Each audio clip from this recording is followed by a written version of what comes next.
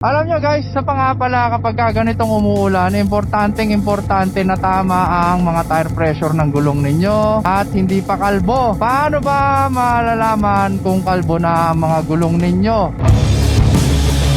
Pero yung kalbo ng gulong, dahil sobrang delikado yan kapag kakalbo na. Okay, ako, rule of thumb namin, maximum na nagagamit namin nasa 50, the most ng magagamit ng gulong, 50%. Saan ba malalaman ang zero ng gulong? Lalong-lalo na sa motorsiklo guys ha. Sa kotse, pwede nyo sagarin yan 10%, masasagad nyo or kahit zero. Unsafe, pero at least wala kayong iniintinding balanse. Din sa gulong ng motor, importante ang traction dahil dadalawa lang at merong balanse. Kailangan hindi nyo magamit hanggang mga 50%. The most na yan guys, sobrang unsafe na magbumaba kayong 50%. So sa gulong, meron kayong makikitang tread wear indicator ng gulong.